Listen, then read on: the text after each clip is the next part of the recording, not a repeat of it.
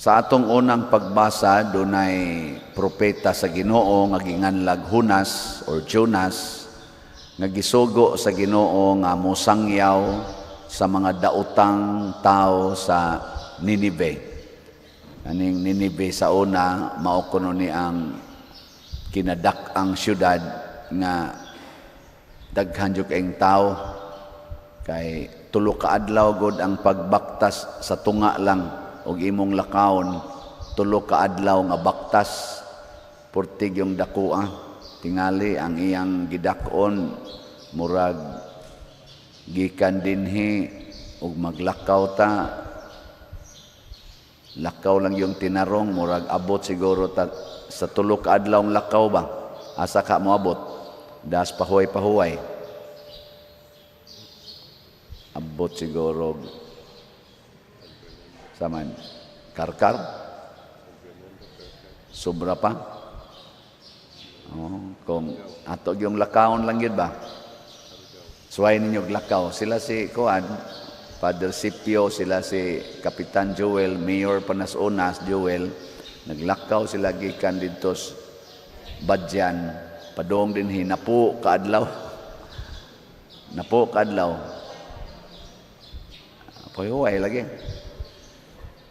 Da man ang pahuway kanang ihap tulo ka adlaw lakaw, da ginang pahuway. So tingali abot siguro tingay Cebu City ra tingali. Kotob ra tingay Talisay das pahuway. Pero dako-dako gyud tadlason ra man imong tunga. Dako gyud nya imo nang ituyok, pertin dako ang. Pero mga makasasala si Hunas tungod kay naa naman siya kalagot sa taga Ninive, gusto niya nga dayonon gyud patay sa Ginoo silang tanan, kay buangon gyud kayo. Motong imbis nga muadto siya sa Ninive, nisakay siya og barko padong nangadto sa Espanya o palayo sa Ninive. Oy, gihangin man og maayo. Hapit naman noon mga matay ang tanan nga iyang nakuyugan, hangtod nga na-identified nga siya gidi ay maoy hinungdan nganong nikalitong Subasko, tong bagyo. Motong sa dihang hapit na mga matay ang mga taong way labot sa kinabuhi ni sa misyon ni Hunas, maamong sila nakarealize si Hunas or Jonas nga may pag ako'y mamatay sila mabuhi. Motong ingon siya, ilabay lang ko sa dagat aron dili na ipadayon ning Subasko, kay nasuko gyud ang Ginoo nako nya maapil na noon mo. Motong gilabay siya sa dagat ug nilinaw ang bagyo or Subasko. Makapangutan na sa tabakin sa kay hinungdan sa linog, no? Kaya atong ilubong na to ba aron di na mulinog kana bang mga hinungdan sa linog bitaw, kani mga bagyo, mga linog, kinsa kay hinungdan ani nga maamong bitaw ang mga way labot, maamong ba ato na lang silang ilubong siyuta para di na mulinog, no? Gilingya imong tupad ina dili ka ikay hinungdan ato.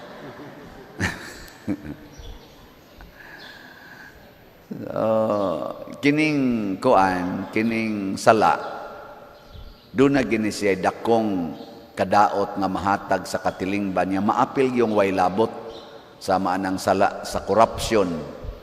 Jutay raman ang nangurakot, jutay ra na sila, pero dako kay kadaot nga nahatag sa tibuok nasod.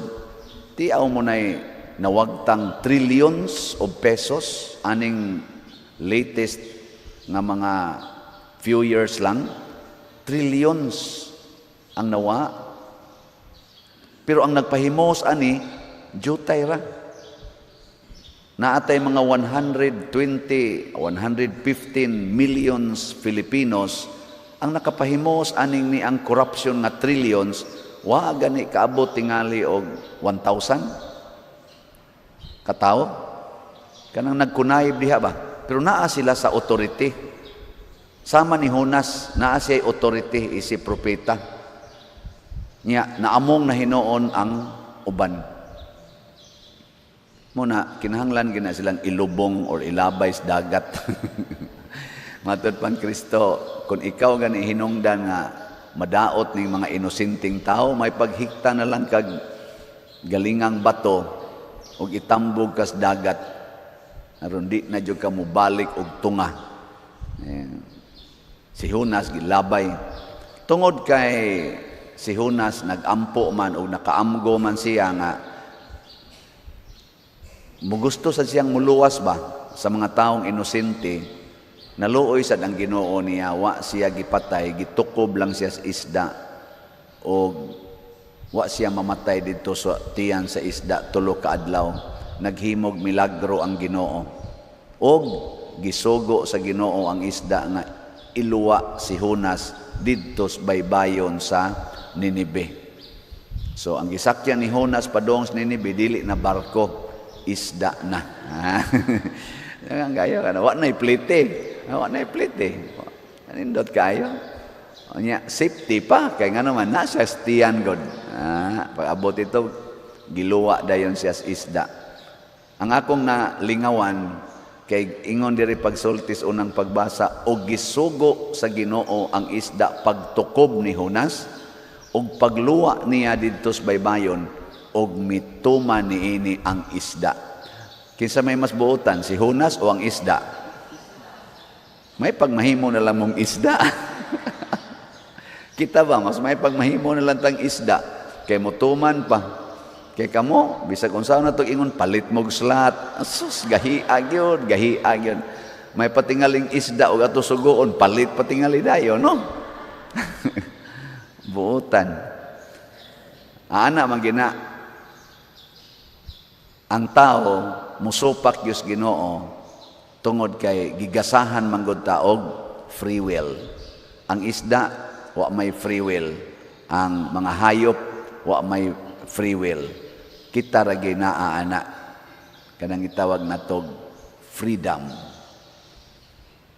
Mao nang gamito nato ang atong freedom pagdesisyon nga sundo nato ang Ginoo dili ang demonyo. Ilingi ay mong tupad. Inakin sa gisagad ni mong sundon ang Ginoo o ang demonyo. Kung magsige na kagyaw-yaw sa imong bana, ikaw asawa, si kagyaw-yaw sa imong bana, kinsa may imong gisunod? Yang nakaapan ra ba, gikan ra ba kang nisimba?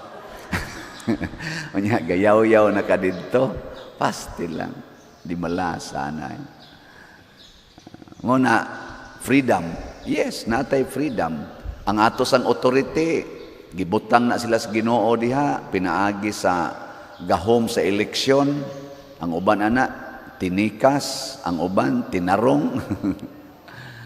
Kanasang nanikas, nakapanikas na sila tungod kay naasa sila sa authority. Ang was authority wa man gito kapanikas. So kanang nakalingkod sa atong panggobyerno nga wa sa authority, makaingon tang wa na manikas. Pero kanang nakalingkod nga naas authority nadaan, unya buangon kay tanan, dili kayo paboritos mga tao, unya nidaog, labi na ginang napildi gyud sa counting sa eleksyon nya karon nilingkod na hinuon. Unya do na nidaog sa eleksyon, na counting gyud, nya na gidisqualify na hinuon. Kana mao nay tikas diha sa atong kumilik. Usa ka dakong tamparos sa atong freedom of suffrage. O suffrage ba na? Suffrage? Suffrage or suffrage? Ano na pag-pronounce? Suffrage. Kana bang, mo man ano? Kanang mo butar ta. The right to vote. Tamparos kay na sa mga taong ni-elect adtong Duterte Youth o kadtong congressman sa Manila nga na-elected kasi nga ato. Unya, kausara gidisqualify sa kumilik. Ang kumilik nga mediator lang sa eleksyon, maoy ni disqualify sa gi-elect. Ingon ana ka, makauuwaw ba ang atong paggamit sa atong gahom. Nganong gipa-appeal man tos eleksyon nga i-disqualify ra man daig budaog. Ang vice presidente nga gibutaran og 32 million votes nga mo'y highest votes so far in the history of election nato din his Pilipinas, nga nakuha sa usa ka top position nga sa atong nasod, second to the president, gi-impeach lang sa 200, pila to kabok silang congressman, 215 ka mga congressmen kuno kay gi-impeach nila against sa 32 million. Hawd kay ba ang atong paggamit sa atong kunuhang authority? Ug mao na ang impact karon, naglisod gyud ta. Mao sad to si Jonas, tungod sa iyang pag-abusar sa iyang authority, si propeta, naglisod na hinuon ang iyang gikuyugan nga sakay sa barko. Murata ang Pilipinas, muratag usa ka barko ba, gisakyan tag mga buangon nga mga leaders. Mo nang hapit na tamalunod tungod sa utang. Imagine 17 trillion ang atong utang gikan sa 12 trillion kuno. Manguno lang ko kay di man sad ko naaskuan, pero mo man naa sa ilang gisigihag isgot-hisgot diha sa social media. Gikan sa 12 trillion niadtong 2022, 12 trillion pa to atong utang, karon naa na sa 17 trillion. Sa pila na may na puno? Sayon ana computer. 5 trillion ang napuno. Pasabot portig yung lubuga na, nag-anam, nagka-lunod. Unya, punan na sa nirog almost 2 trillion karong 2026. Punan na sa 2 trillion ini ka 2027. Tiwasan sa 2028 o another 2 trillion. Pila naman tanan? Mapunan. Mahimo na ning pila naman? Ambot lang, kabayad pabataan na. Mao na, tungod na sa mga buangon, malunod gining Pilipinas. Mao na, ilabay na lang ginas dagat ang mga leaders nga buangon. Kinsa may atong sundon, ang nias atong ebanghelyo, ang Good Samaritan. Unsa may gibuhat sa Good Samaritan, naa siya'y kaugalingong panaw. Nakakita siyang tao nga gitulisan, gitulis, gikurakutan. Unya, nihunong siya og ni sakripisyo para sa gitulisan. Ni sakripisyo siya. Kita karon gitulisan ta ning mga kurakot nga mga leaders, mga politicians. Gitulisan ang Pilipinas sa kaugalingon niyang katawhan.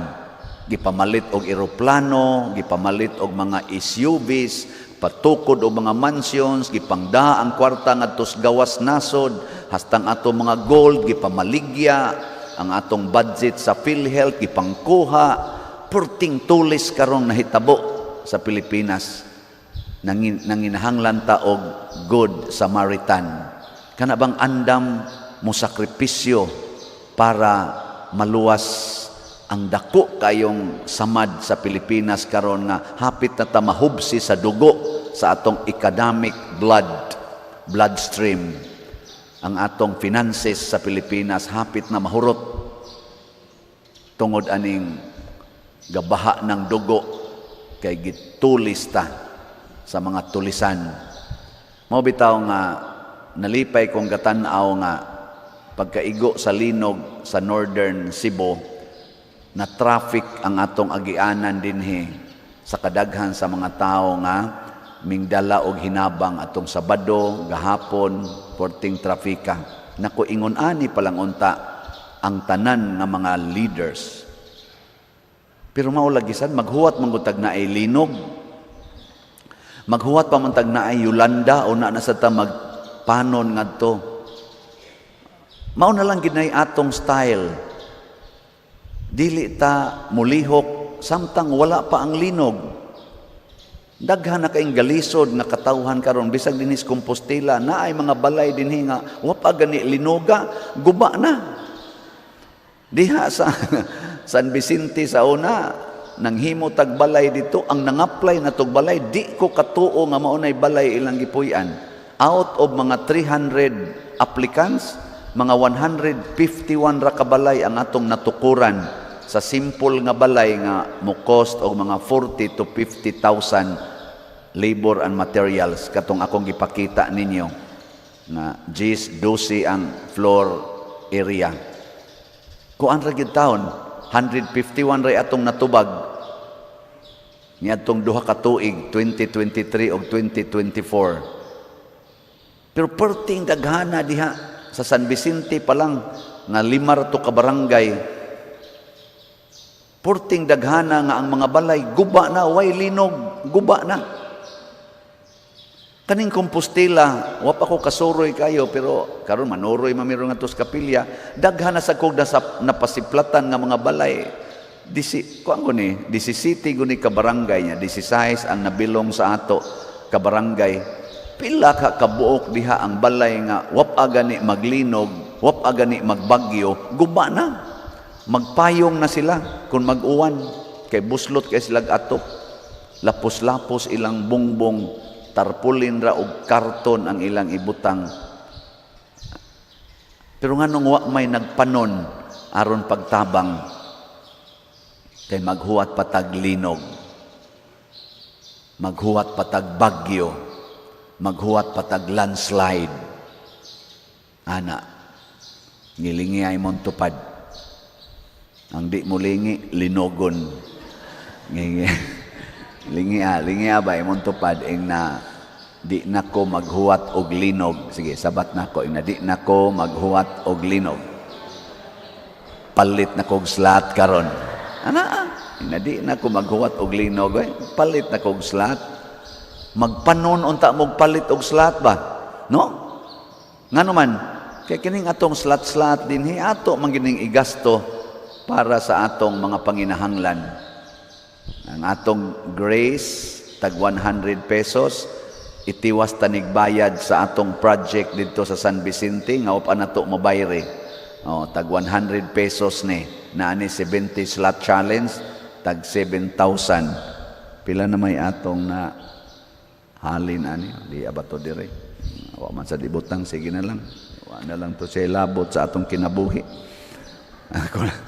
Wa dire, sige. Basta mauna ang grace niya, palit mo na, magpanon tagpalit niya nga to dinhing PPSC para sa ato mga proyekto dinhi. Nakita naman ninyo, daghan naman tag nahimo dinhi ro mga projects sa atong 2 months. Tag 100 pesos sa naasa na 162 slot challenge nga tag 16,200 niya ang atong itabang dito sa atong mga naigo sa linog o sa uban pang panginahanglan dito. Atong itabang anang Northern Cebu, ato paninggitigom, tag 100 pesos gyapon ang sa to'y meaning anang DPR, Divine Powerful Response. Di ba? Sige, magpanon tagpalit ani. Di na nato usikan, makita gina ninyo unsay atong gigamitan. Ngano man, dili ta mag-practice og corruption, mag-practice ta og transparency and accountability. Og kini maoy solusyon sa atong nasod.